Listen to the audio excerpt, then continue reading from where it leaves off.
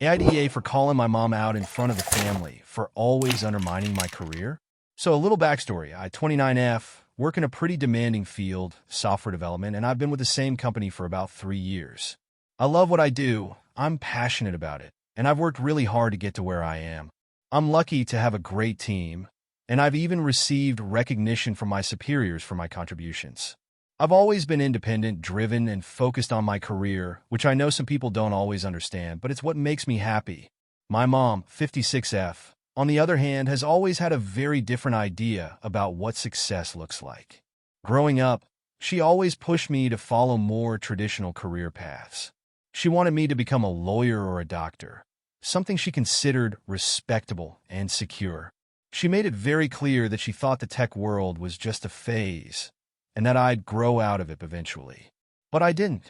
I stuck with it, got my degree, and built my career on my own terms. The problem is my mom doesn't exactly respect that.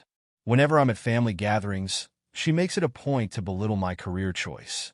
She'll ask if I'm still doing that computer stuff, as if it's just a hobby and not a legitimate profession. She'll say things like, well, it's a bit of a niche field. There are only so many jobs for people who do what you do, right? She always acts like my job is temporary, like it's just a stepping stone until I realize I need a real career. This has been going on for years, but I've mostly just ignored it. I didn't want to start drama at family events, so I'd nod along, brush it off, and change the subject. But recently, it's been getting worse. A few months ago, I got promoted to a senior position at my company. It was a huge deal for me, and I was excited to share the news with my family. I thought my mom would at least acknowledge how hard I'd worked, but instead, her first response was, well, I hope you're not overworking yourself. You really need to start thinking about your future. You're getting older. You should probably focus on something more stable like teaching or management. You don't want to end up stuck in a dead-end job, do you? It stung, honestly, but I just tried to keep my cool, told her I was happy with my role, and moved on. Then, last weekend, we had a family dinner at my aunt's house. I hadn't seen my mom in a while, so I was looking forward to catching up. We were all having a good time, chatting about life, when the topic of work came up. My cousin, 31M, who's a lawyer, was talking about some big case he'd won, and everyone was praising him for his accomplishments. When it was my turn, I was excited to share my promotion news. I said, I recently got promoted to senior developer at my company, and I'm really excited about the new challenges. Before I could even finish, my mom jumped in, almost interrupting me, saying, oh, that's nice, honey, but with all the layoffs happening in tech, are you sure that's really a good place to be? Maybe you should be looking at something with more stability, like your cousin here. I mean, what happens if your company goes under? Then what? The room went quiet. I could feel everyone looking at me, and I was embarrassed. I tried to keep my cool, but I could feel my face getting hot. I said, actually, Mom, my company is in a good position right now, and it's doing well. I'm confident in my role, and this promotion is a reflection of my hard work. I'm not really worried about layoffs. But she wasn't done. She looked around the table and said, well, I just think you should be careful. It's such a volatile field, and honestly, I don't see a future in it for you. You're smart, but I think you could be doing so much more with your life. I was done at that point. I snapped, and I said, Mom, I'm really tired of you undermining my career choices. I've been in this field for years. I've worked hard to get where I am, and I don't need you constantly telling me it's not good enough. You always act like my job doesn't matter, and honestly, it's getting exhausting. Just because it's not something you understand or something you would choose doesn't mean it's not a valid career. Everyone in the room went silent. My mom looked shocked. She started to say something, but I cut her off and added, I've listened to you for years tell me that tech is just a phase or that I should be doing something more respectable. Well, I'm done with that. I'm proud of my accomplishments, and I wish you could be proud of me too, instead of constantly criticizing me. I could tell she was hurt, but at the same time, I felt like a weight had been lifted. The rest of the night was incredibly awkward. My aunt tried to change the subject, but the vibe was definitely off. After dinner, my mom didn't talk to me much, and when I left, she barely acknowledged me. Since then, she's been distant. I've gotten a few texts from her telling me that she didn't mean to upset me, but I haven't responded yet. I know I probably should have been more tactful, but I just couldn't take it anymore. I've spent so much of my life feeling like my career isn't good enough in her eyes, and I finally stood up for myself. My siblings, both younger, are split on the issue. My brother says I was right to stand up for myself, but my sister thinks I overreacted and should have just let it go. She says it wasn't worth ruining the family dinner over. So, AITA for calling my mom out in front of the family for always undermining my career. If you enjoyed the video, don't forget to leave a like and subscribe to the channel. It helps the content grow and motivates me to create even more awesome videos. Turn on notifications so you don't miss any new uploads. Thanks for your support. AITA for refusing to attend my best friend's birthday party after she chose a different friend to be her maid of honor. I, 29F, have been best friends with Amy, 30F, since college. We've been through a lot together, breakups, job losses, family drama, you name it. I've always been there for her, and she's always been there for me. Our friendship was the kind where we told each other everything, and I always thought we would be each other's maid of honor when the time came. Last year, Amy got engaged to her longtime boyfriend, Josh. I was thrilled for her and immediately started helping with wedding ideas, looking up venues, and planning the bachelorette party. I also assumed that I would be her maid of honor, just like we had always talked about. I've been a part of almost every major moment in her life, and it felt natural that I would take that role. Amy and I have always had a pretty open relationship. I'm the kind of person who is honest, sometimes to a fault. I don't sugarcoat things, but I also expect the same honesty in return. So, when it came time to talk about the wedding party, I figured she would just ask me to be her maid of honor.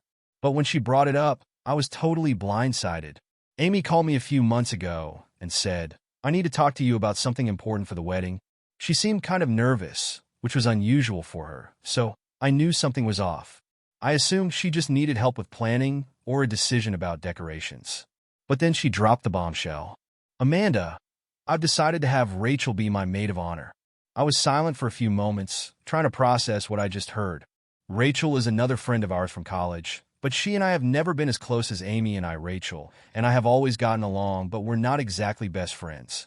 In fact, we've had some disagreements in the past, and I never really felt like we clicked in the same way Amy and I did. I asked her, "Why Rachel?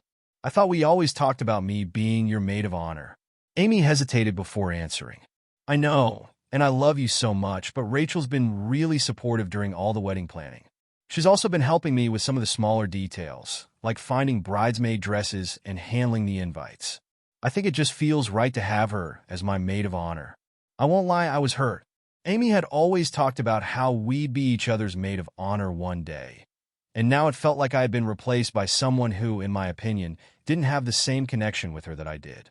But I tried to keep my feelings in check and responded, "I get it, I guess. It's your decision, Amy. I just thought I'd be the one, you know." She quickly reassured me, "Of course, you're still going to be in the wedding, and you're still one of my closest friends. I just feel like Rachel is more in the wedding planning groove, and she's really been there for me lately." I was frustrated but tried not to show it. I didn't want to make her feel bad, so I said, "Okay, I understand. It's your wedding, so I'll respect your choice." But I couldn't shake the feeling that she didn't really care about what I was feeling. It felt like I was just an afterthought. After the call, I went to my boyfriend's house and cried. I know it sounds dramatic, but I just felt so hurt and betrayed. Amy had always been my best friend, and it felt like she was choosing someone else to take my place in one of the most important roles of her life. For the next few weeks, I tried to act like everything was fine. I helped with the wedding planning, went dress shopping with her, and attended the engagement party. But the whole time I felt a little bit distant. I was constantly reminded that Rachel was the maid of honor, and it stung. It felt like I was no longer as important to Amy as I once was. Finally, the day of Amy's birthday party came around. Amy had been planning a big celebration at a nice restaurant for her birthday, and I was excited to attend. But the closer it got to the party, the more I started to dread it. I couldn't stop thinking about the maid of honor situation, and I realized that I was really upset with Amy about it. I didn't want to be around Rachel or the other bridesmaids, and I didn't want to fake happiness for a night. I texted Amy the day before the party and told her I wouldn't be attending. I explained that I wasn't feeling great and needed some time to myself. I said, "I hope you understand. I just need a little space right now." Amy immediately texted me back saying, "Wait, what? You're not coming to my birthday? Is everything okay?" I texted back, "I just need a break. I'm sorry. I hope you have a good time." She didn't respond right away, but I could tell she was upset. The next day, I saw her Instagram story, and she looked upset in her posts. I knew she was probably wondering why I wasn't there, but I didn't feel like I could explain myself yet. A few days later, Amy called me and said, "What's going on? You've been acting so distant lately. I get that you're upset about the maid of honor thing, but I didn't think it would affect our friendship this much." I didn't know how to respond at first. I had been avoiding the topic because I wasn't sure how to explain how hurt I was without sounding petty. But after a few minutes of silence, I finally said, "I'm hurt, Amy. You chose Rachel over me, and it feels like I'm not as important to you anymore. I know it's your wedding, but I thought I was supposed to be your maid of honor. I've always been there for you, and now it feels like I'm just an afterthought." Amy sounded genuinely surprised. "Amanda, I never meant to hurt you. I thought you'd be happy for me and understand why I made the decision. But I can't help the way I feel. You've been acting distant for weeks, and I can't help but feel like you're holding it against me." I was silent for a moment before responding. "I'm sorry if I've been distant, but I don't know how to move past this. I just feel like you don't care about how I feel." She sighed. "I don't know what to say. I never wanted to hurt you. I just wanted the best for my wedding, and I thought Rachel was the right choice. But I don't want to lose you over this. Now, I'm at a crossroads. I don't know if I should continue to support Amy and pretend like everything is fine, or if I should step back from the wedding completely. It's not just about the maid of honor role. It's about feeling like I've been replaced in her life.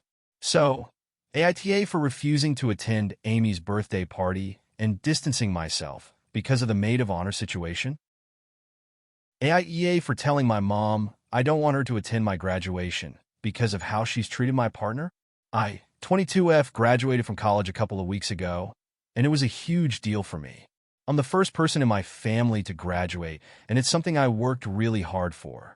Throughout my time at college, my partner, Sarah, 24F, has been an incredible support system. We've been together for almost 2 years, and I couldn't have made it through the stress and challenges of college without her. She's always been there to help me study, listen to my frustrations, and celebrate my small victories. So when it came time to invite people to my graduation ceremony, I naturally wanted her to be there. My mom, however, has a pretty complicated history with Sarah. It's not like she outright dislikes her, but there's a lot of passive-aggressive behavior and underlying tension. My mom doesn't approve of Sarah because she feels like she's too different from what she imagined I'd be with. Sarah's a bit more alternative in terms of style and personality, and my mom has made comments like, "She's not really your type," or "You could do better." I've always brushed off these comments, as they're just her opinions, and I know that Sarah makes me happy. But what bothered me more was the way my mom would treat Sarah when we'd all be in the same room. She'd barely acknowledge her or would make small, dismissive remarks that made Sarah feel uncomfortable. There was this one time during Thanksgiving dinner when Sarah and I were sitting next to each other, and my mom literally turned her back to Sarah while talking to everyone else. It was subtle, but I noticed it, and it hurt me to see Sarah clearly upset about it. Sarah never complained or made a scene, but I could see how hurt she was by the way my mom treated her. It became clear that my mom wasn't interested in making Sarah feel welcome. I've had several talks with my mom about how she treats Sarah, but my mom always brushes it off. She says things like, "I'm just old-fashioned," or "I just want you to be with someone who's more like us." She doesn't seem to understand how much this hurts me, and it's been a source of constant frustration in our relationship. I've been stuck between trying to keep the peace with my mom and standing up for Sarah, who's done nothing wrong but love me and support me. When my graduation day was approaching, I was naturally excited to have my mom there. She's my mom, and I wanted to share the achievement with her.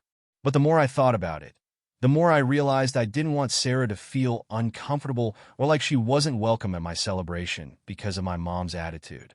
I had a lot of people I wanted to invite, including a few close friends, but I knew this would be different. This was a huge milestone for me, and I wanted to make sure Sarah felt appreciated and respected. I knew I couldn't enjoy the day if I was constantly worried about my mom's behavior toward her. After much thought, I made the difficult decision to tell my mom that I didn't want her to come to my graduation if she wasn't going to be kind and supportive towards Sarah. I didn't want to have a big confrontation, but I also couldn't let her continue making my partner feel unwelcome. So, I called her and explained how I felt. "Mom, I've been thinking a lot about graduation, and I want you to understand how important it is to me. It's not just about me, it's about all the people who've helped me get here.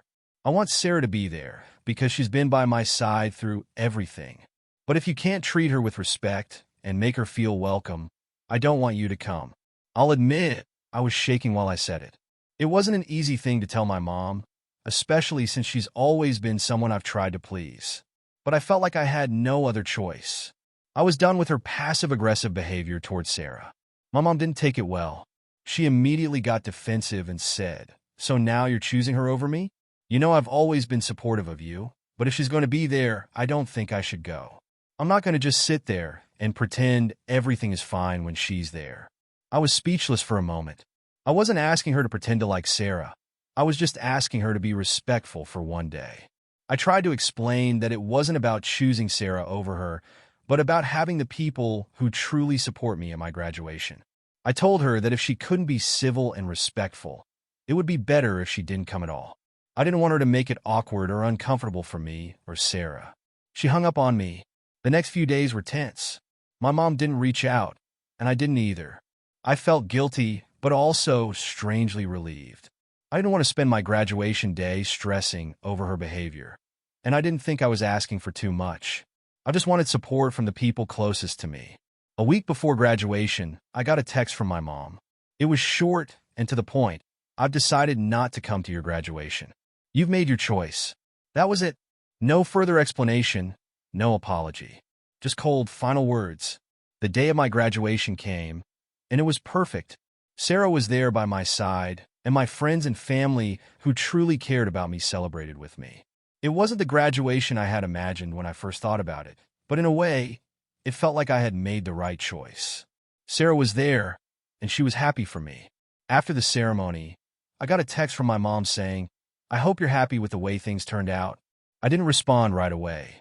I needed time to process everything. I still felt hurt that she couldn't put aside her feelings and be there for me, but at the same time, I knew I couldn't keep letting her treat Sarah like that.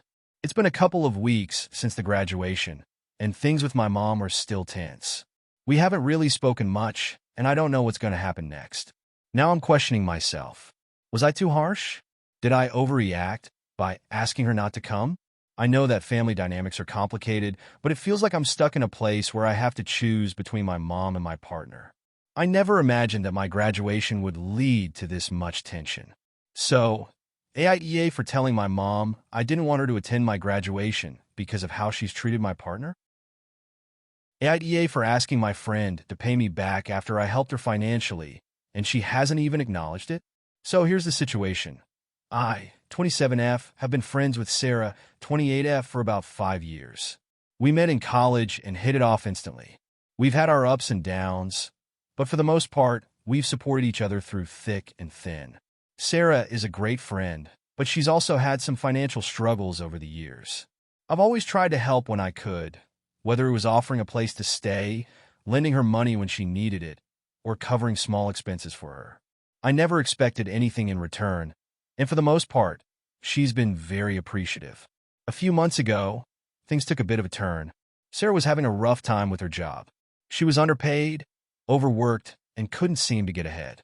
She confided in me about her struggles and mentioned that she might need to move back home with her parents to save some money. I could see that she was stressed out and not in a great place, so I offered to help her out financially. At the time, I had a decent savings cushion and figured I could afford to lend her some money to get her through until she found a new job or got things sorted out. I told her that I could help her with a $2,000 loan, and she was incredibly grateful. She promised she'd pay me back as soon as she could. I knew things were tough for her, and I didn't want to make her feel bad, so I told her that I wasn't in a rush for the money. The agreement was that I would help her out, and when she was in a better financial position, she would return the money. For the first month or so after I gave her the money, everything seemed fine. She would occasionally text me to thank me again for helping her out, and we'd talk about how she was doing. She found a new job that paid better, so I thought things were looking up for her. I figured it would just be a matter of time before she could pay me back. But then, nothing happened. A few weeks passed, and I didn't hear from her about repaying the loan. I didn't want to push her too hard, but I did send a couple of messages asking if she had any idea when she'd be able to pay me back. She told me she was still adjusting to the new job and that things were a little tight, but that she'd get to it soon. I told her I understood and not to worry, but it was starting to feel like I was being ignored. As more time went on, I started to feel uncomfortable. Sarah would come over for hangouts, and it felt like everything was normal, except that every time the loan came up, she'd either change the subject or offer some vague excuse about how she was working on it. It was starting to feel like she wasn't taking the agreement seriously.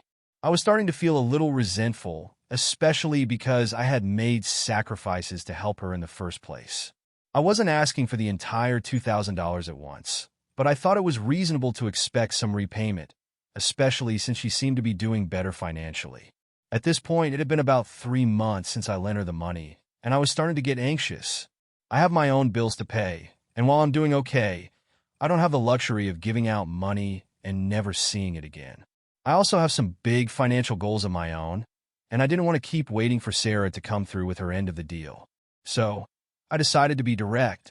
I messaged her and said something along the lines of, "Hey, I know things have been a bit tight, but I've been waiting for the $2,000 repayment we agreed on, and it's been a while now. Do you have any idea when you'll be able to pay me back? I understand things can be tough, but I need to know when I can expect the money." I didn't think this was unreasonable, but her response completely threw me off. She texted back with a very curt reply saying something like, "I'm working on it. Can you not bring it up so much? I'm doing my best and I don't need the pressure." Honestly, I was shocked. I felt like I was being treated as though I was being pushy or unfair. I didn't think I was being unreasonable. After all, I was just asking for clarity on when she planned to repay me. But she made me feel like I was being too demanding, even though she had agreed to pay me back in the first place. After that conversation, things became even more awkward between us. I started to feel really uncomfortable around Sarah. Every time we talked, I would try to steer the conversation away from the loan, but it felt like she was avoiding me altogether. She would cancel plans last minute, and when we did hang out, she seemed distant and distracted. It was becoming increasingly clear that she was avoiding the topic of money, and I was starting to feel like I was being taken advantage of. A couple of weeks ago, I ran into Sarah at a mutual friend's party. It was the first time I'd seen her in person since the last conversation, and I was hoping we could have a frank discussion. But when I tried to bring up the loan again, she cut me off and said, "Seriously, I don't want to talk about it right now. I'm trying to handle things, and I'm not going to just give you the money to make you happy. You're making me feel like I owe you something all the time." She walked away before I could say anything else, and I was left standing there feeling completely stunned. Now, I'm at a crossroads. I've been patient, I've been understanding, and I've tried to keep the peace, but I'm starting to feel like Sarah is taking advantage of me. She's completely avoided addressing the loan issue, and I feel like I'm just being ignored. I've even heard from a few of our mutual friends that Sarah has been talking about how generous I was to lend her money, but she never seems to bring up the fact that she hasn't paid me back. So, AITA for asking my friend to pay me back after I helped her financially, and she hasn't even acknowledged it? I feel like I've been more than patient, but I'm also worried that I'm being unreasonable and that I should have just let it go by now. AITA for not allowing my brother to stay at my house after he kept disrespecting my rules. I, 31M, have a brother, Mark, 28M, who has always been a bit of a troublemaker. Growing up, he was the one who would get into trouble with our parents, skip school, and break things. I, on the other hand, was the responsible older sibling who always tried to stay out of trouble. Despite the differences, we always got along, though I couldn't say we were the closest. As we got older, I moved to a different city for work, and Mark stayed in our hometown. We kept in touch, but our relationship remained a bit distant. A few months ago, Mark hit a rough patch. He lost his job due to the company he worked for closing down, and he was having a hard time finding new work. He reached out to me, asking if he could come stay with me for a few weeks while he figured things out. I agreed, even though I wasn't sure how it would go. My place is small, and I live alone, but I figured that family helps family, and it wouldn't hurt to give him a place to stay while he got back on his feet. I made sure to set clear boundaries before he arrived. I told him that I had a few rules in my home. No smoking indoors, no drinking excessively, and no loud parties. I work from home and need a quiet and peaceful environment, so I explained that I wouldn't tolerate late-night noise or disruptive behavior. Mark assured me that he understood and promised to respect my space. The first few days went well. He was polite, kept to himself, and didn't seem to be causing any issues. However, things quickly started to go downhill. I noticed he was staying up late playing video games and leaving the volume on his TV or speakers up way too loud. I'd ask him to turn it down, and he'd apologize, but it happened again the next night. It wasn't just the noise. It was also his general disregard for the rules. I found cigarette butts on the balcony, even though he promised not to smoke inside or around the house. And on top of that, he was starting to drink more and more. He'd crack open a beer at 2 p.m. and then finish a six-pack by dinner time, sometimes even getting drunk before the evening was over. I tried talking to him a few times, explaining that his behavior was making it hard for me to focus and that I needed him to follow the rules I had set. Mark would apologize, but the next day it was the same thing. The final straw came when he invited a few friends over without asking me, and they all got very drunk in my living room. They were loud, laughing, and playing music late into the night. I asked them politely to leave, but Mark insisted that they stay because they were just having fun. I was furious, and I told him that if he didn't respect my rules, he needed to find somewhere else to stay. Mark got defensive and said I was overreacting. He told me I was being controlling and that I should just chill out. He didn't seem to grasp how much it bothered me. The situation only escalated when he didn't make any effort to change. I found more evidence that he was breaking the rules. Empty beer cans in the kitchen, cigarette smoke lingering in the hallway, and his friends coming over unannounced. I was at my breaking point. I sat down with him and explained that I couldn't keep letting this continue. I reminded him of the rules I had set, and I told him that if he couldn't respect them, he needed to leave. Mark seemed genuinely surprised by how upset I was, and he apologized, but he still didn't seem to understand the gravity of the situation. He promised to do better, but when I woke up the next morning, nothing had changed. At that point, I had enough. I told him he had until the end of the week to find somewhere else to stay, because I couldn't handle the stress of living with him anymore. He was angry and accused me of being heartless. He said I was kicking him out just when he needed me the most. I reminded him that I had already given him a place to stay for several weeks and that he needed to take responsibility for his actions. I also told him that I would still help him find a place to stay if he needed it, but I couldn't continue to let him disrespect me in my own home. After that conversation, Mark refused to speak to me for a few days. He stayed in his room, and I tried to avoid him as much as possible. The tension in the house was unbearable. Eventually, he told me that he had found a friend to stay with and would be leaving. He didn't apologize, and he left without saying goodbye. Since then, I've been feeling conflicted. On the one hand, I feel like I did the right thing by setting boundaries and sticking to them. I'm not responsible for Mark's behavior, and I shouldn't have to tolerate him disrespecting my home just because he's family. On the other hand, I feel guilty. He's my brother, and he's going through a tough time. I can't help but feel like I might have handled the situation better. Maybe I could have been more patient, or maybe I should have helped him more emotionally instead of focusing so much on the rules. My friends have been split on the situation. Some say I did the right thing because I shouldn't have let him take advantage of my kindness. Others say I could have been more understanding and that I should have done more to help him get back on his feet.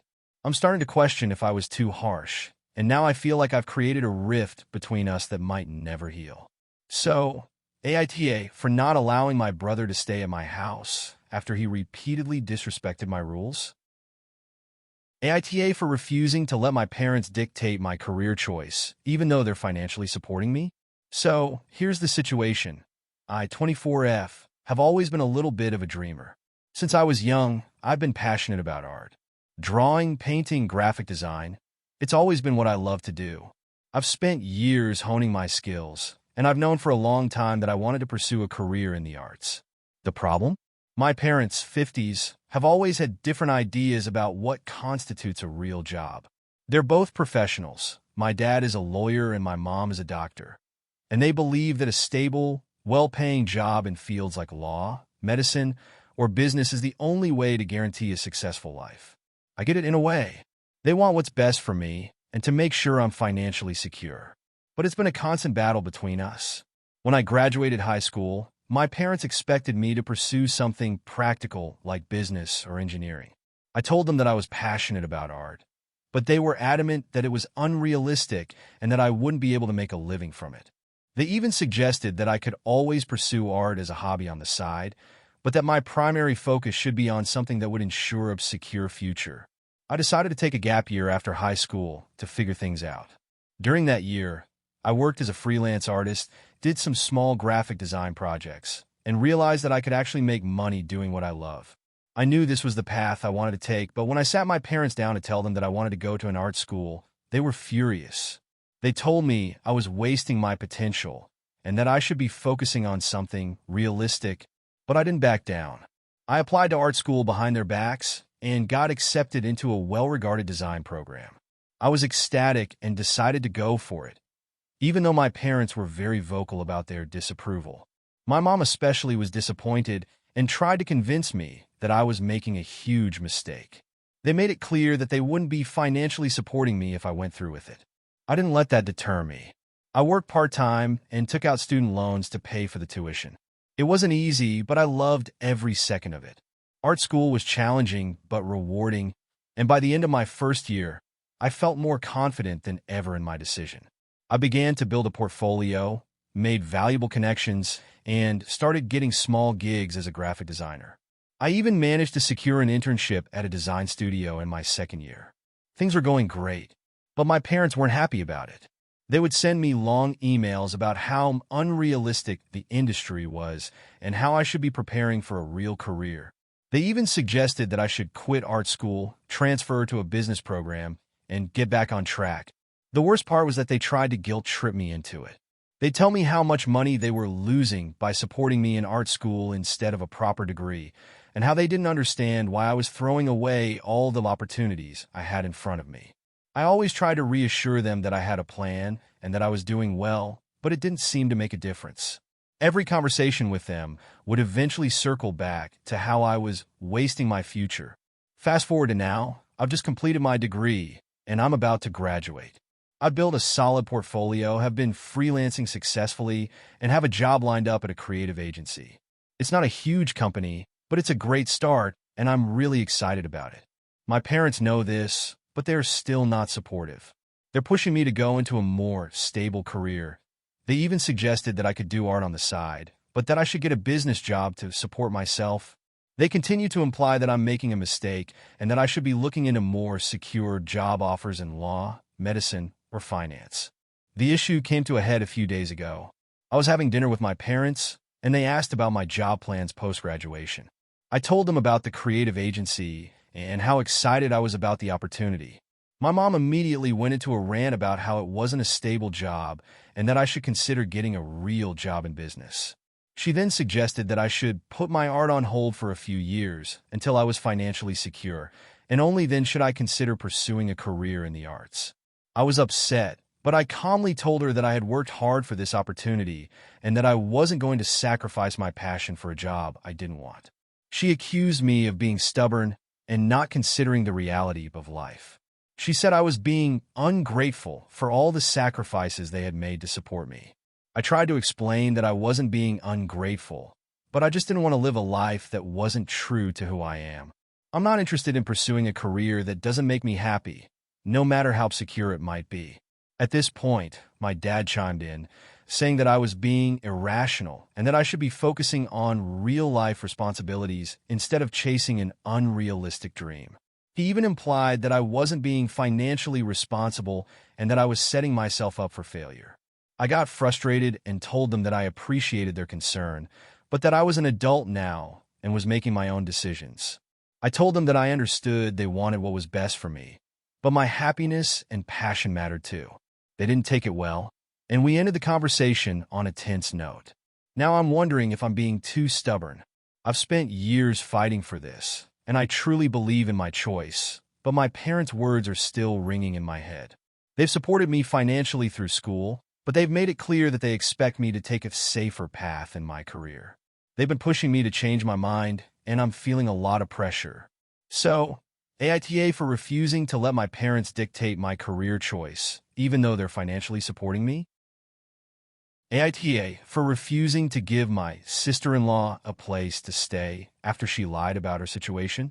I, 29F, have been married to my husband, Alex, 32M, for 4 years. Alex has an older sister, Mary, 35F, who has never really been my biggest fan. When we first met, she was polite, but it was obvious she wasn't thrilled about me dating her brother. Over the years, she's made a few snide comments about how I'm not good enough for him or how he could do better, but I always try to shrug it off because I knew Alex and I were happy, and that's what mattered. I don't need to be best friends with my in-laws, but I want to be respectful and keep the peace. Recently, however, things took a turn, and I'm starting to feel like I've been put in an impossible situation. A few weeks ago, Mary called Alex, saying that she was going through a tough time and needed a place to stay for a while. She told him that she was having trouble with her living situation and that her roommate had kicked her out. She claimed she couldn't afford rent on her own and was desperate for somewhere to go. Alex asked me if we could let her stay with us. And since we have a spare bedroom and we're not using it, I agreed. I thought it would be a short-term situation, maybe a few weeks at most, until she got back on her feet. When Mary arrived, everything seemed fine at first. She was friendly and acted like she was grateful for our hospitality. She even promised that she'd start looking for a place of her own immediately. I thought it was a bit odd that she didn't seem more stressed about her situation, considering how she described it over the phone, but I tried not to judge.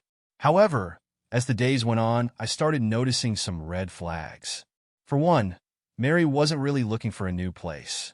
She'd mentioned that she'd looked at a couple of places, but never seemed to take the search seriously. She was always at home during the day, sitting on the couch, watching TV, or scrolling through her phone. Meanwhile, Alex and I were both working full-time jobs, and I started to feel uncomfortable with the fact that she wasn't doing much to get her life back on track. The situation came to a head when, after a week of staying with us, Mary mentioned that she was going to a friend's house for a couple of nights. She didn't explain much else, but I didn't think too much of it at the time. That was until I found out from a mutual friend that Mary had actually been staying with her ex-boyfriend, who she'd recently broken up with for the past few days. When I confronted Mary about it, she initially denied it, but when I pressed her, she admitted that she'd been staying at his place because it was more comfortable and that she didn't feel like she was bothering him. She claimed that her living situation with us was getting to be too much and that she didn't feel like she was really wanted.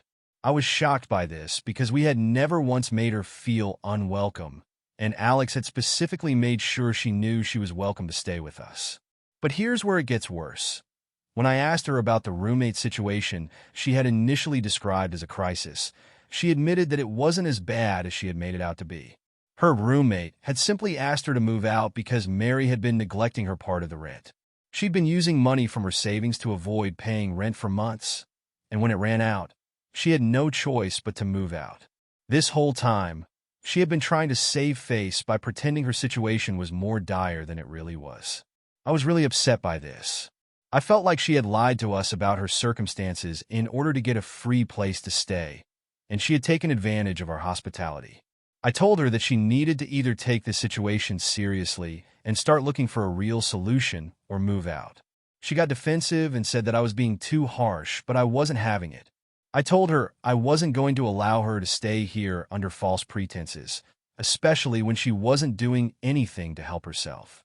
A few days later, she packed up her things and left, but things have been awkward ever since. Alex is upset with me because he feels like I kicked her out without giving her enough of a chance to fix things. He says that I could have been more patient and understanding with her, considering how much she's going through.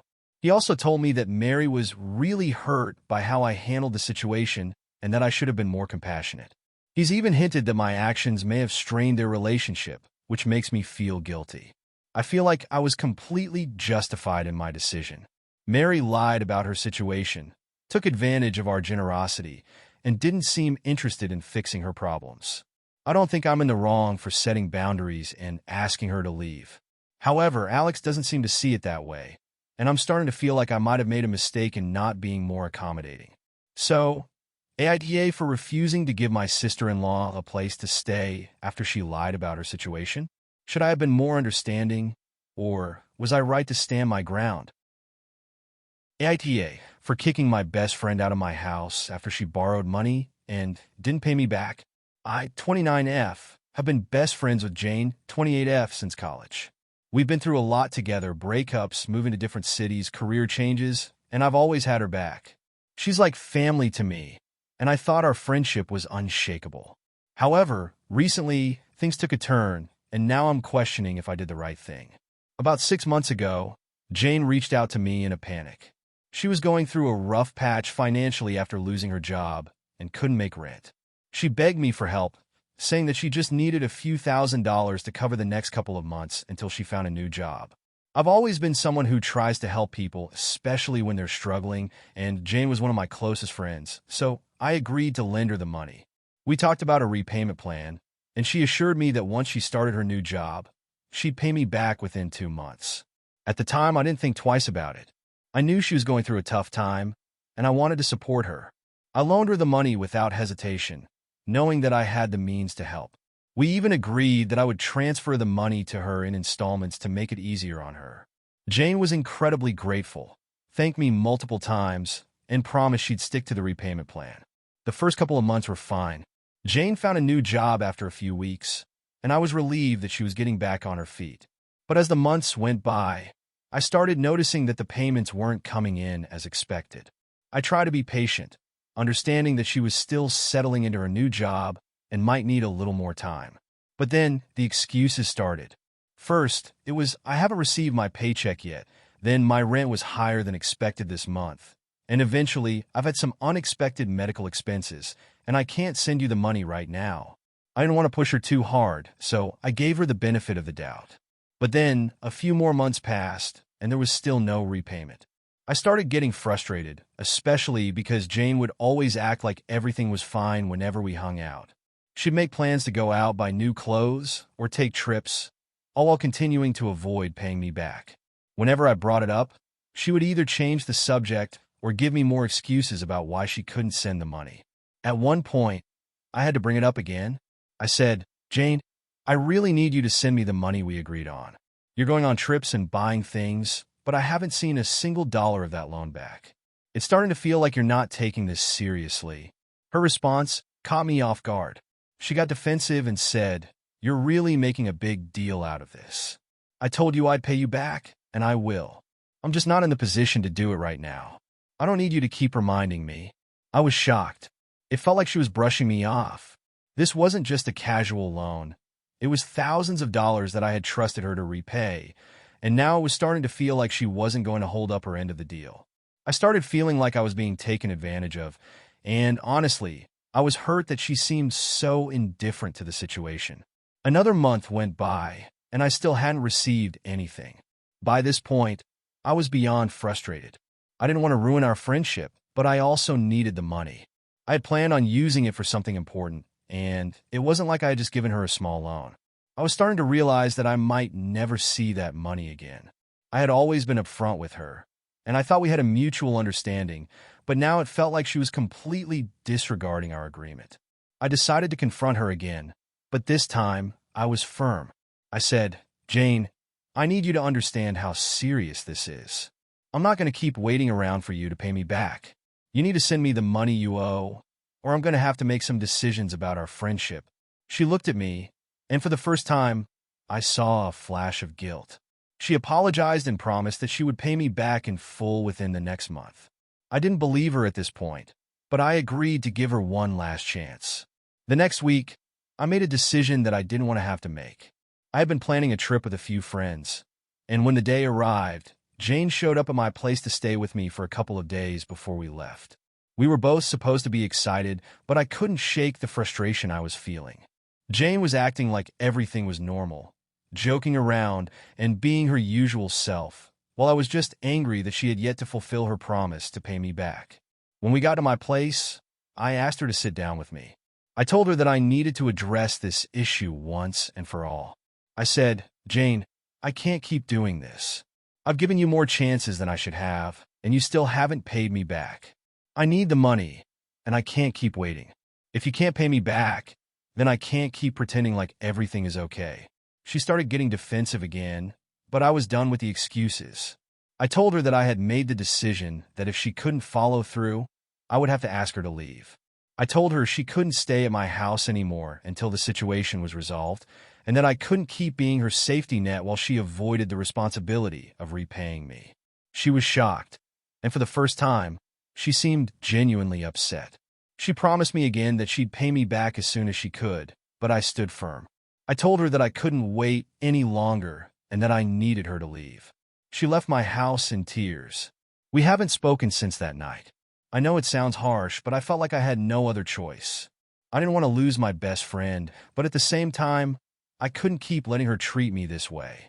I needed her to take responsibility for her actions. Now, a few weeks later, I'm still unsure if I did the right thing. I've talked to some of my other friends about it, and some say I was justified in taking a stand, while others think I overreacted and should have given Jane more time. I've been friends with her for so long, and I never imagined that money would come between us, but it's really starting to feel like I've lost her.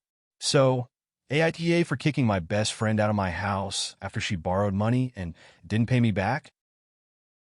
Hey friends, if you enjoy this content, don't forget to like the video and share your thoughts in the comments. We really want to know what you like and what could be improved. What do you think of the video?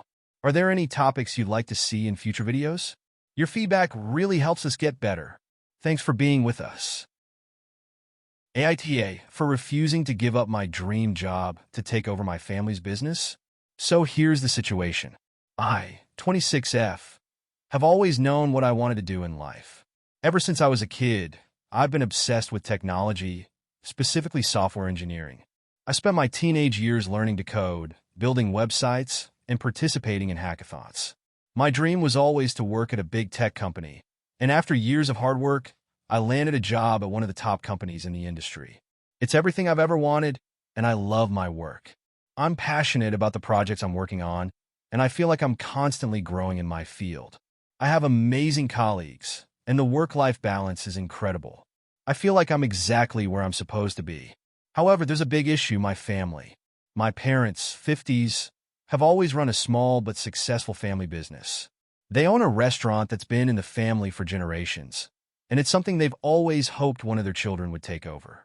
I'm the youngest of three, and my older siblings, both in their 30s, aren't interested in the business at all. They've both gone their own way. My brother works in finance, and my sister is a teacher. So, for years, my parents have been subtly pushing me to take over the family business, especially since I was the one who spent the most time around the restaurant growing up. The thing is, I've never been interested in the business. I respect what they've built, and I know how much it means to them, but it's just not my passion. I've always been clear with them about my career aspirations in tech, but they've never really taken it seriously. They've always said, tech is just a phase. You can always fall back on it later, or why not just help us out with the restaurant? You don't have to give up your tech career completely. For the past few years, they've been increasingly insistent that I should come back home and help manage the restaurant. They've offered to pay me a substantial salary and even promised to give me more control over the operations, but it just doesn't appeal to me. I've tried to explain that running a restaurant is not my dream and that I want to build my own career in the tech industry. It's not about the money. It's about doing something that excites me and that I'm passionate about. But recently, things have escalated. My parents have started to make me feel guilty about my choice. They've said things like, the business will go under if no one takes over, or you're the only one who can save it. They've even started talking about how they'll have no one to pass the business on to, and that they'll have to sell it if no one steps up. I feel terrible about it, but at the same time, I can't sacrifice my dreams for something I don't want to do.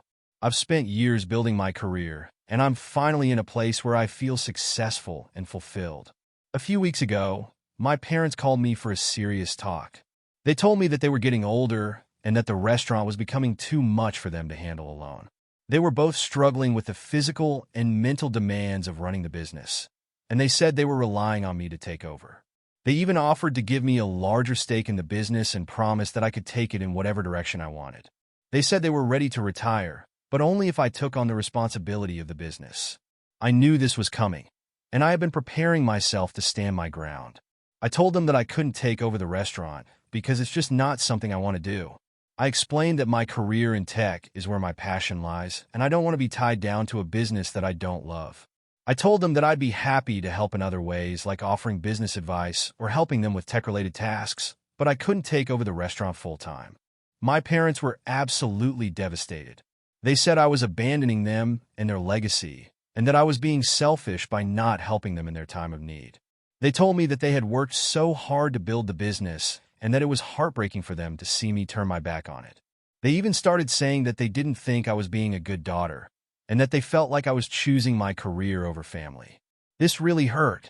I love my parents, and I want to be there for them, but I also have to take care of my own future and my own happiness. I've tried to explain to them that the restaurant doesn't align with my goals and that I'm doing well in my career, but they just can't understand why I wouldn't want to take over something that they've worked so hard for. A few days ago, they started reaching out to extended family members, asking them to talk to me and convince me to take over the restaurant. My aunts, uncles, and cousins have all started calling or texting me, saying that I'm being unreasonable and that I should help my parents. They've all emphasized how important the family business is to our heritage and how I'm throwing away my chance to make a real difference in the family. I feel so torn. On one hand, I understand how much the restaurant means to my parents, and I do feel guilty about their struggles. On the other hand, I can't give up the career I've worked so hard for just to appease them. I try to tell them that I'm still supporting them in every other way I can, emotionally, financially, and with any tech advice they need. But they seem to think that this is all or nothing, and that I have to take over the business, or I'm not a good daughter. So, AITA for refusing to give up my dream job and take over my family's restaurant? Should I be more understanding and sacrifice my career for the sake of family, or am I right to stick to my guns and follow my passion? AITA for telling my sister she can't bring her kids to my house anymore after they destroy my things? I, 32F, have a sister, Mia, 30F, who has 2 kids, Noah, 7, and Emma, 5. Mia and I have always had a somewhat complicated relationship. Growing up, I was the more responsible one, the one who excelled at school, kept my room clean, and did all the things I was supposed to do. Mia, on the other hand, was always more carefree and rebellious, often getting into trouble. Despite our differences, we've always been close, and we try to support each other when we can. For context, I live alone in a small house, and it's a place where I find peace after long hours at work. I've always liked things neat and organized, which I know can sound uptight, but it helps me keep a sense of order in my life. I don't mind spending time with Mia and the kids, but I've always been a bit wary of how chaotic things can get when they visit. Mia and her husband, Mark, 34M, have a pretty laid-back parenting style, which doesn't always align with how I like to run my household. About 2 months ago, Mia and the kids came over to visit. I hadn't seen them in a while, so I was happy to have them over for a few hours. I told Mia that they were welcome to stay, but I set a few basic rules. No running around the house, no jumping on furniture, and no eating in the living room, since I've had a few incidents where food ended up all over the carpet. Mia agreed, and everything seemed fine at first. The kids were pretty energetic as expected, but I was willing to roll with it. After a while, I went to the kitchen to grab some drinks, and when I came back, I was absolutely shocked. Emma had spilled a cup of juice all over my brand new couch. Noah was jumping on the couch, and I could see little muddy footprints on the carpet where they had run through the house. I was upset, but I tried to keep calm. I told Mia about the mess, and she apologized, but didn't really seem too concerned. She said, "Kids will be kids," and started cleaning up, but I was really frustrated by how careless they were. A couple of days later, Mia reached out to ask if she could bring the kids over again. I was hesitant but agreed, hoping it would go better this time. I reminded her about the rules and told her that I didn't want any more accidents with my furniture. She assured me it would be fine. When Mia and the kids arrived, things started off well, but within the first hour, Emma knocked over a vase that I'd had for years. It shattered into pieces all over the floor. I was livid at this point, and I tried to stay calm, but I was really starting to feel like I couldn't trust the kids in my house anymore. Mia apologized again, but it didn't feel sincere this time. I knew accidents happen, but I felt like I was constantly cleaning up after them and constantly repeating myself to follow the house rules. I was getting fed up, but I didn't want to cause any tension, so I kept my frustration to myself. However, as the day went on, Noah started drawing all over my walls with crayons. I immediately confronted him and asked why he was doing that. He shrugged and said, "I was bored. I couldn't believe it." I had to ask Mia to step in and make him stop. She did, but she didn't seem very concerned. She gave him a little scolding and said, "He didn't mean to, just let him be a kid." By now, I was at my breaking point. I told Mia that I didn't want the kids to come over anymore unless they could follow basic rules. I wasn't angry at the kids themselves, but I was frustrated with how little Mia was doing to enforce boundaries.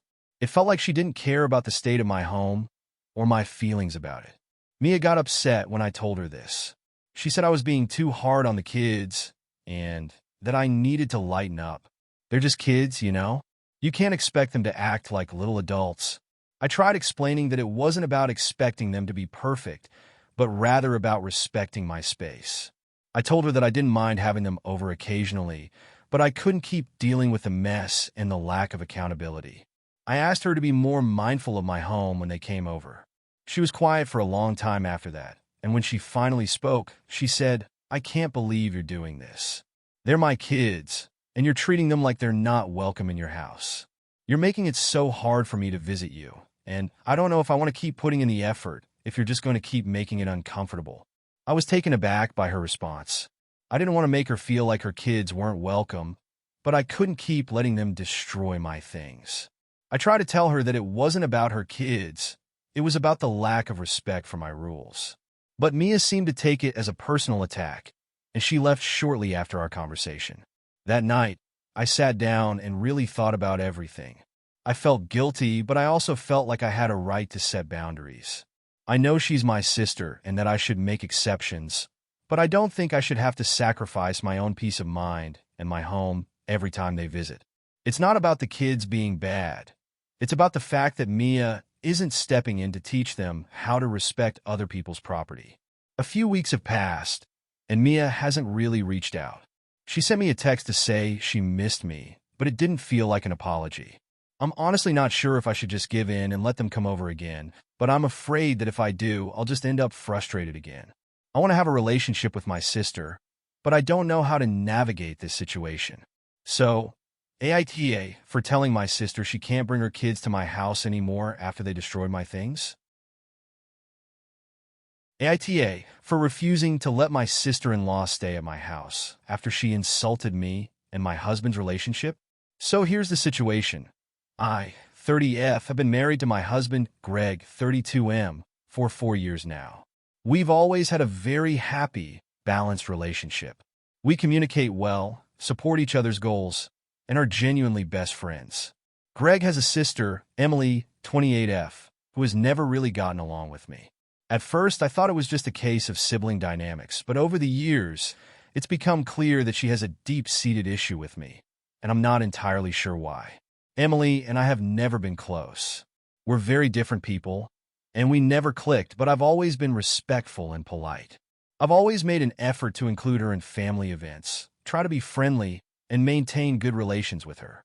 Greg has noticed her odd behavior towards me, but I've always brushed it off, thinking maybe she was just going through something personal. However, things have been getting worse recently. A few months ago, Emily went through a tough breakup, and I understood that she was emotionally fragile, so I was extra considerate when she came around to visit. I encouraged Greg to check in on her and be there for her. But instead of being thankful or appreciative, Emily became increasingly passive-aggressive toward me. She started making sarcastic remarks about my relationship with Greg, questioning our perfect marriage and making little jabs about how easy my life must be compared to hers, now that she's single. I didn't let it bother me at first. After all, I know breakups can be hard, and maybe she was lashing out. However, things escalated when, one evening, she came over to our house uninvited. Greg and I were watching a movie, having a quiet night in, and Emily just showed up and barged in without knocking. She didn't apologize for the intrusion and made a dramatic show of needing to talk. We let her sit with us, but it quickly became clear that she wasn't there for a heart-to-heart. She started going off about how she thought Greg could do better than me, and how she didn't understand why he chose to marry someone like me. She said things like, Greg deserves someone who isn't so full of herself, and someone who isn't so stuck up. I was stunned.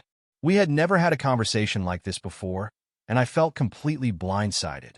Greg looked uncomfortable, and I could tell he didn't know how to handle the situation. I tried to remain calm and told Emily that her comments were unnecessary and hurtful. I also told her that if she couldn't be respectful, she should leave, but she just shrugged and continued. She mentioned that my perfect marriage would eventually fall apart because it wasn't real, and that I was just lucky Greg hadn't figured that out yet. I couldn't take it anymore, so I told her to leave. She stormed out, still muttering under her breath about how I was just overreacting. I felt humiliated and upset, but Greg tried to calm me down. He said he didn't know where all of this was coming from, and that Emily had been acting like this for a while, but that he hadn't known how to deal with it. He apologized for her behavior and said he would talk to her. A few weeks later, Emily reached out to Greg, saying she needed a place to stay for a while. She told him that she had nowhere else to go and was in a tough financial situation after her breakup. Greg mentioned it to me, and I immediately said no.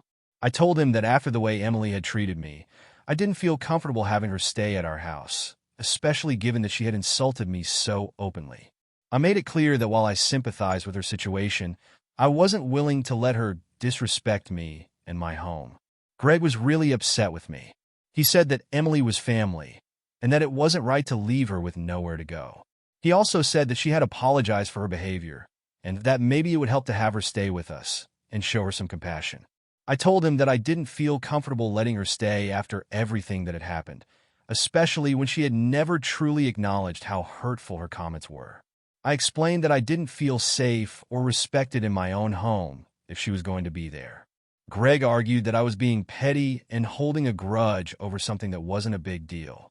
He said that I should forgive Emily and let her stay with us because family is important. He said that by refusing to let her stay, I was making things worse and creating tension in the family. I told him I was willing to forgive her, but that didn't mean I had to let her stay under my roof. This led to a huge argument between us.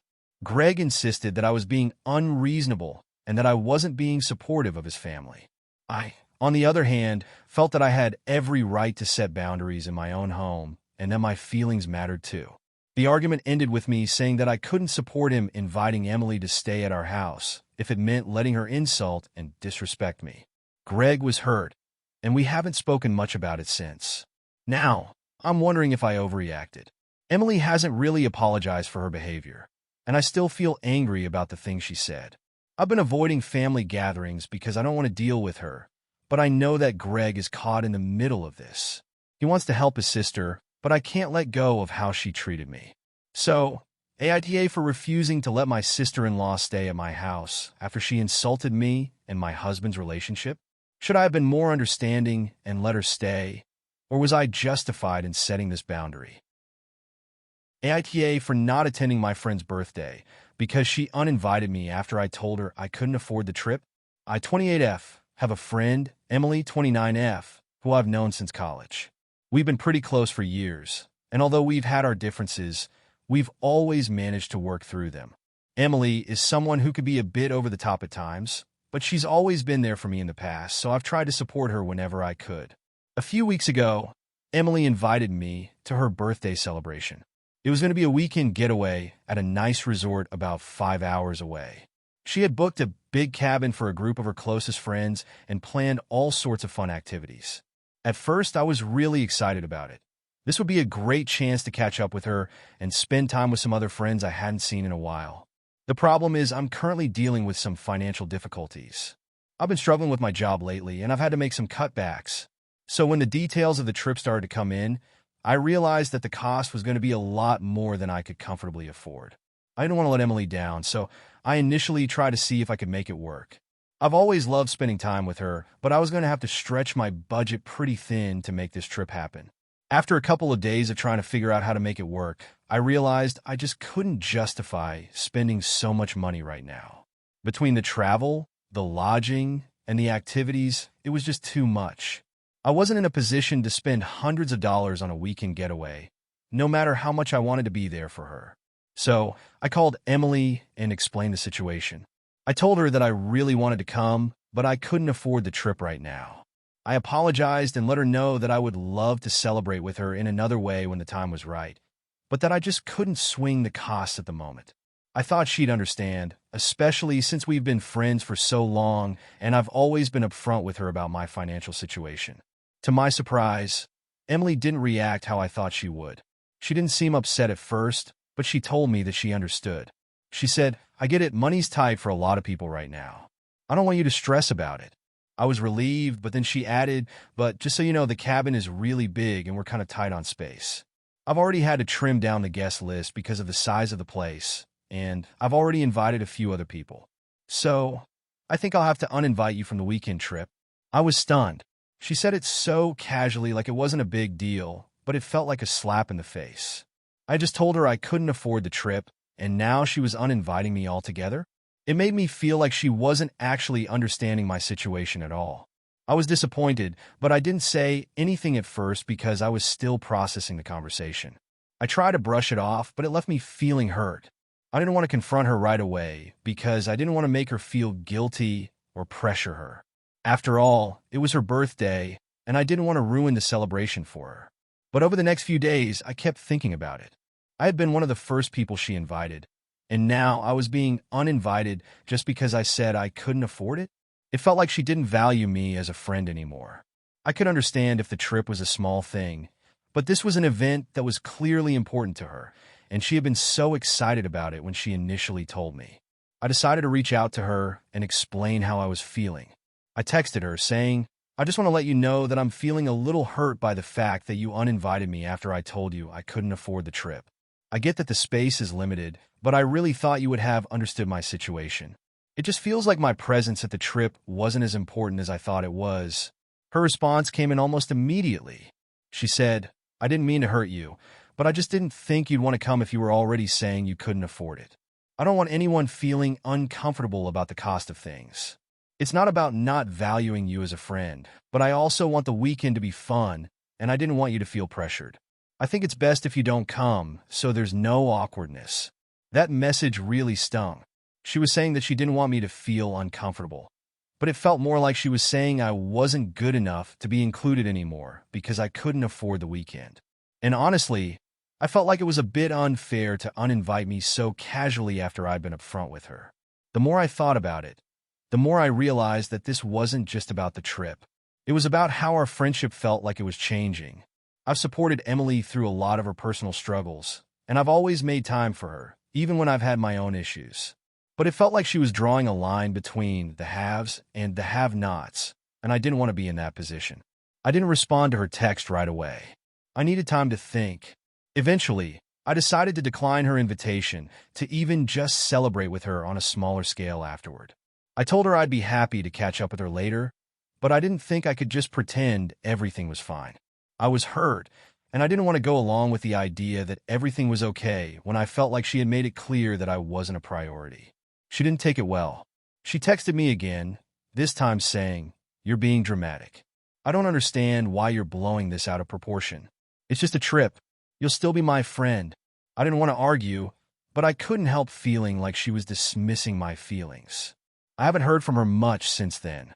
She posted pictures from the weekend getaway, and it looked like everyone was having a great time, but I couldn't bring myself to look at them without feeling upset.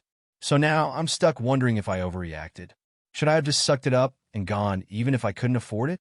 I didn't want to make things awkward, but I also didn't want to pretend like I was okay with how she handled the situation. I don't know if I should have just let it go or if I was right to stand my ground.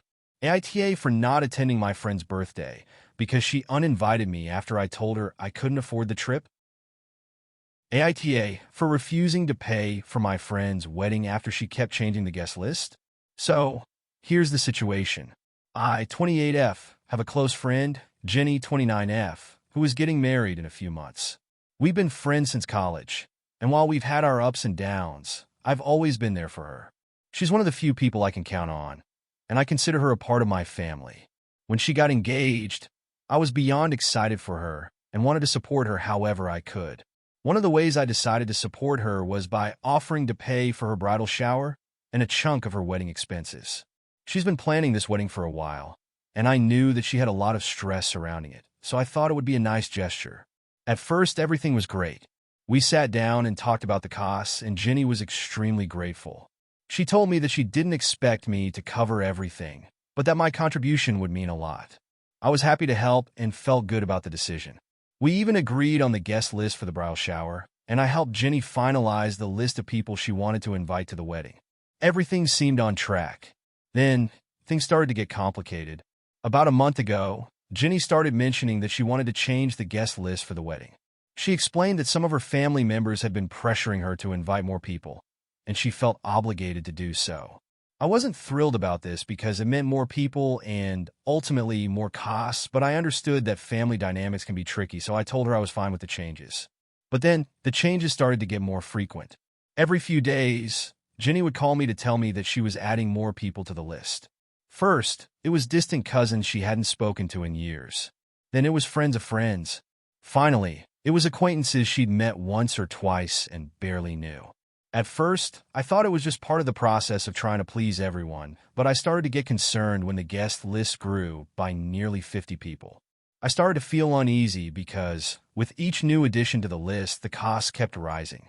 I had originally agreed to cover a certain portion of the wedding expenses, but with this many new guests, I realized I would be paying a lot more than I had anticipated. I spoke to Jenny about it and told her that I was concerned about the rising costs and that I didn't think I could afford to keep contributing at this level. I told her that I was happy to help, but I didn't expect the guest list to keep growing the way it was. Jenny seemed understanding at first and apologized.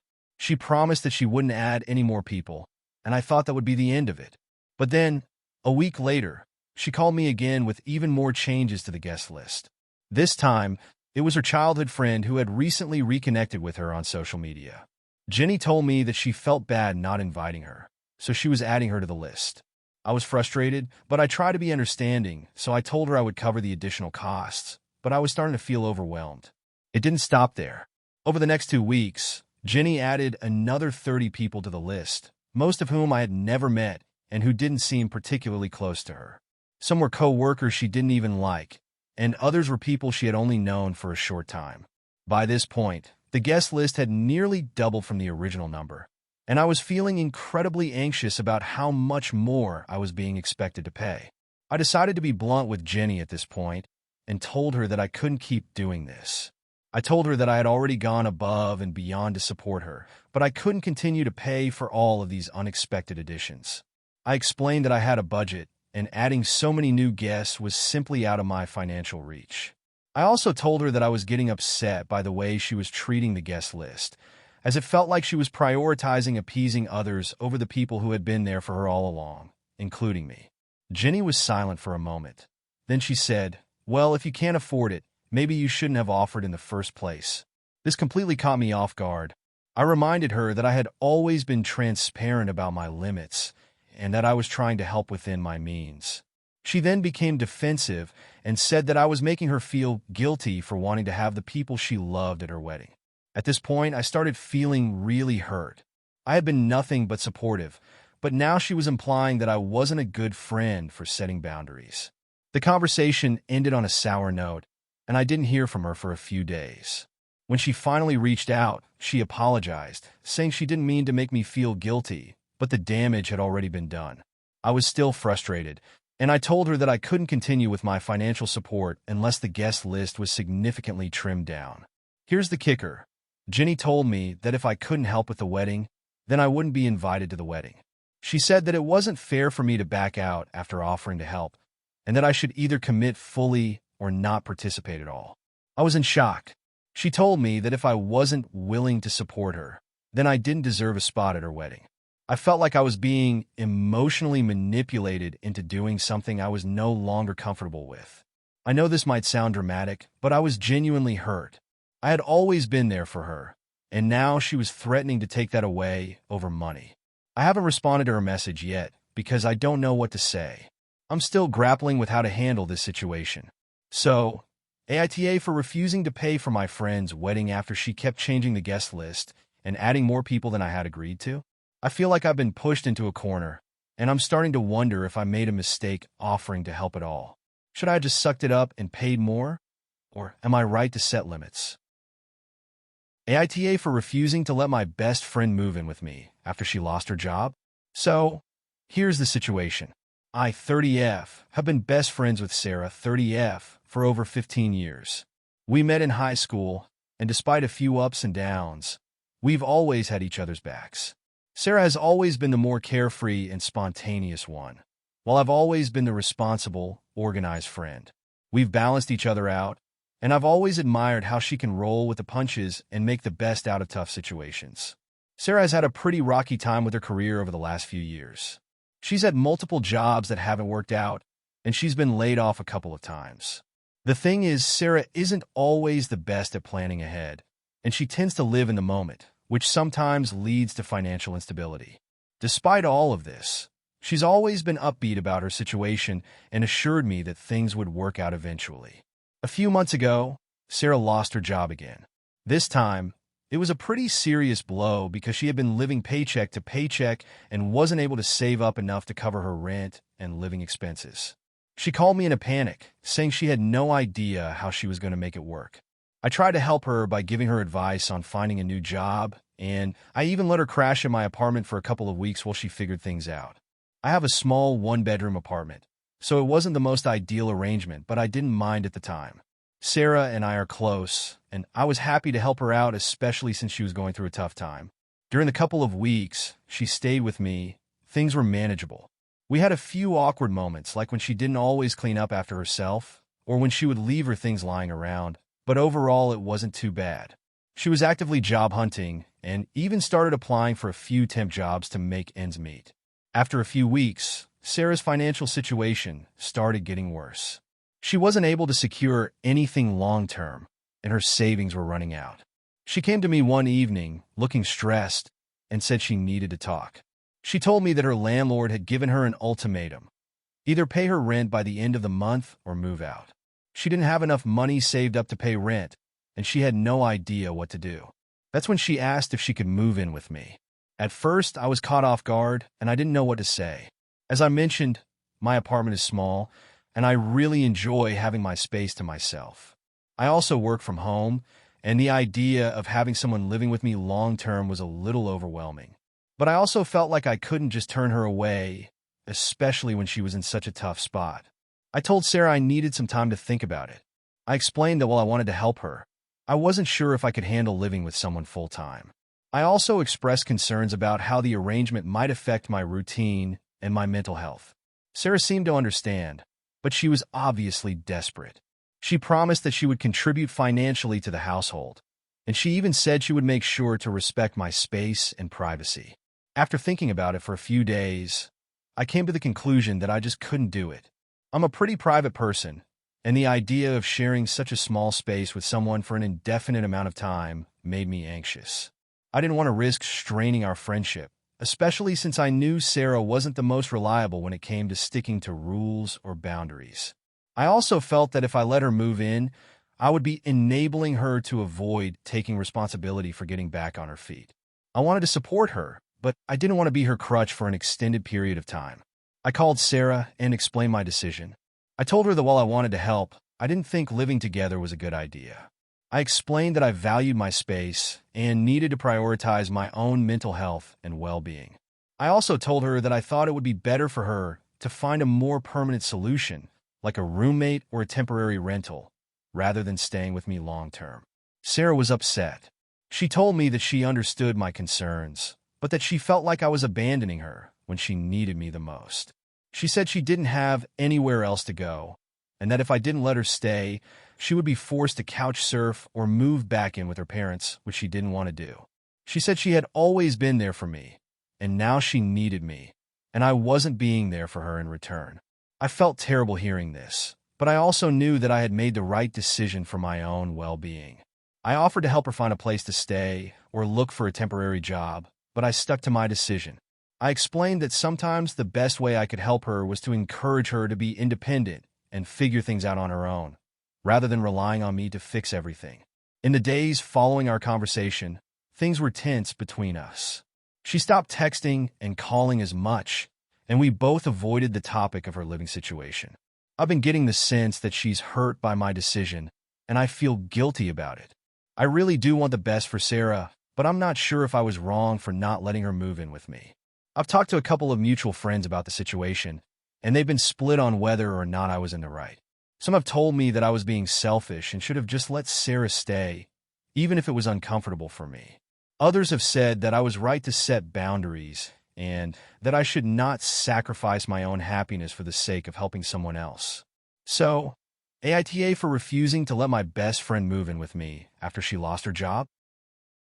AITA for refusing to lend my friend money even though she says she really needs it? So I, 28F, have a friend, Anna, 29F, who I've known for about 5 years. We met through mutual friends, and we quickly became close. We have a lot in common, and we've supported each other through different things in our lives.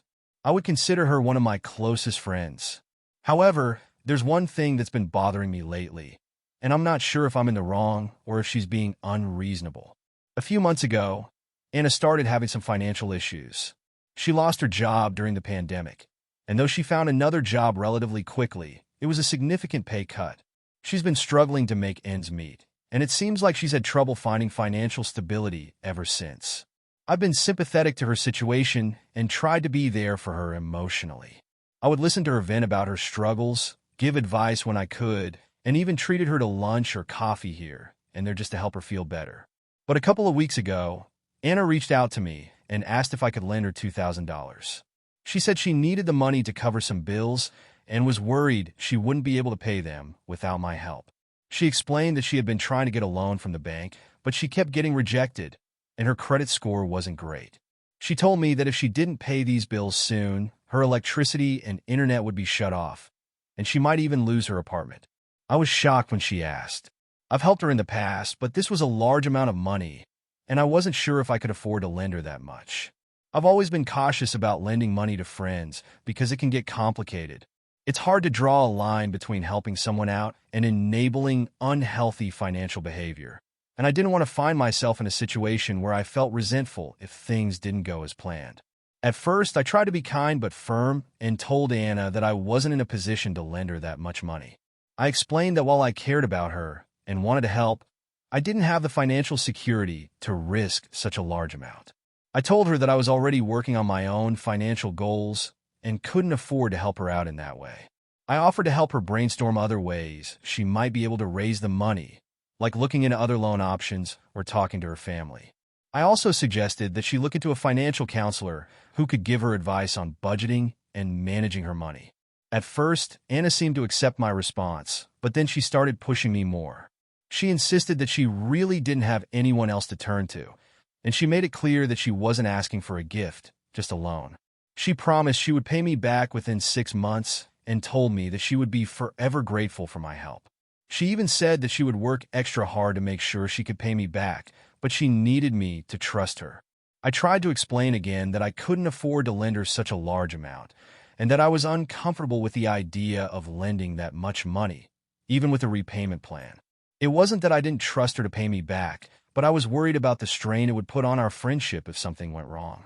I've had friends who lent money in similar situations and ended up feeling awkward and resentful when the repayment didn't go as planned. I didn't want to risk that happening with Anna. She didn't take it well. She started accusing me of not being a true friend and saying that if I really cared about her, I would help her out in her time of need. She told me that I was being selfish and that I was turning my back on her. She made me feel guilty, like I was somehow failing her as a friend because I couldn't offer her the financial support she needed. I tried to stand my ground, but it became really difficult. Anna began reaching out more frequently, sending me long text messages about how much stress she was under and how I was the only person who could help her. I started to feel like I couldn't win. On the one hand, I wanted to help her, but on the other hand, I didn't feel comfortable putting myself in a position where I might end up losing money or damaging our friendship. Eventually, I just had to tell her that I couldn't continue to discuss it. I told her I felt overwhelmed and needed some space to think. That's when she got really upset, accusing me of abandoning her. She said that I didn't care about her well-being and that I was being cold and unsympathetic. She said that I'd never understand how it felt to be struggling and that I was lucky to have the financial stability that I did. I felt terrible, but I still knew that I couldn't lend her the money. I started feeling like I was being manipulated, and I didn't like the way she was making me feel guilty for not helping her. It didn't feel right to me, and I was becoming more and more uncomfortable with the situation. Now, things have been strained between us. She hasn't spoken to me much since I turned her down, and I feel like there's this tension hanging between us. I know she's upset with me, and I don't know how to move forward. I still care about her, but I'm beginning to feel like she's only reaching out to me when she needs something, and that's not the kind of friendship I want to have. So, AITA for refusing to lend my friend money, even though she says she really needs it? Should I have helped her out? Or am I right to be cautious and protect my own financial boundaries? AITA for refusing to let my parents move in with me after they lost their home? So, here's the situation. I, 32M, am married to my wife, Olivia, 30F, and we have two young kids, ages 5 and 3. We live in a modest 3-bedroom house in a suburban neighborhood. We've worked hard to get where we are, and while we're not wealthy, we're comfortable. We're also both very private people, and we value our space and routines. Life has been relatively peaceful, and we try to keep things as low stress as possible, especially since we have small kids. Now, my parents, both in their late 50s, are a different story. They've always been pretty financially irresponsible. They made poor financial decisions throughout their lives, including taking out large loans, overspending, and making risky investments.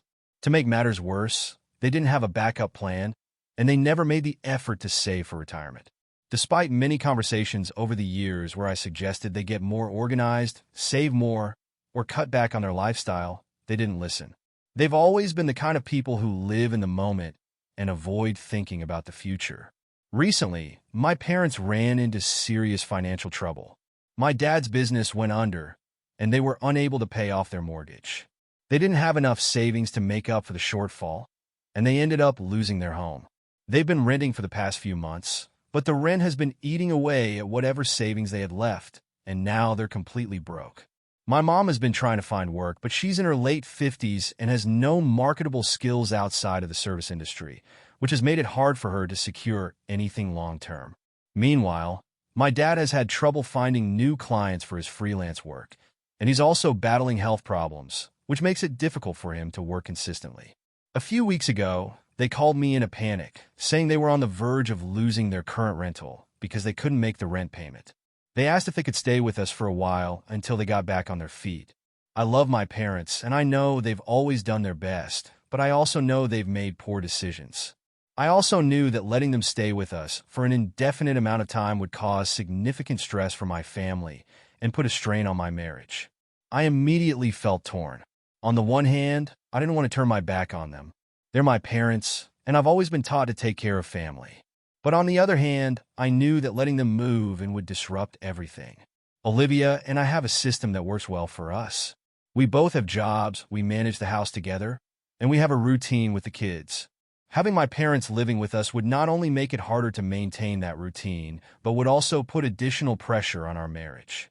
Olivia and I both value our privacy, and I knew that my parents' presence in the house could lead to tension and resentment. I talked to Olivia about it, and she agreed that it would be very difficult for us to have my parents move in. She explained that while she sympathized with their situation, we had our own family to think about.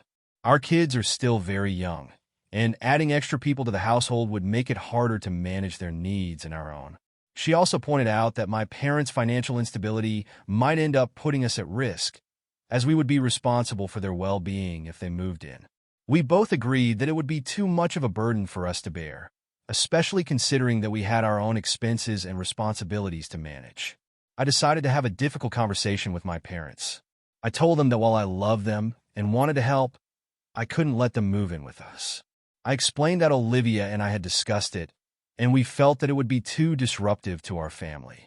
I also told them that we were already doing our best to maintain our own lives, and that we couldn't take on the responsibility of their well-being at this time.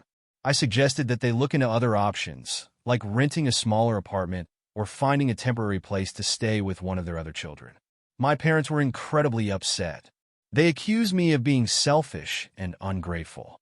They reminded me of all the times they had supported me growing up and how I had promised to take care of them when they needed help. They said that they had nowhere else to go and that I was abandoning them in their time of need. My mom cried and told me she couldn't believe I would let them end up on the street, especially after everything they had done for me. My dad was angry and said that I should be ashamed of myself for not offering them a place to stay. I felt like I was being emotionally manipulated, and while I understood that they were scared and upset, I still felt that I was making the right decision. I tried to remain calm and explained that it wasn't about not wanting to help them. It was about protecting my own family and my own mental health. I told them that I couldn't give up my family's stability for theirs. They were my parents, but I had a wife and kids to think about too. After that conversation, my parents started calling me less, and the communication became more strained. They've since told other family members that I refuse to help them, and now some of my extended family is angry with me. They've said I should have done more for my parents, and that family should always come first.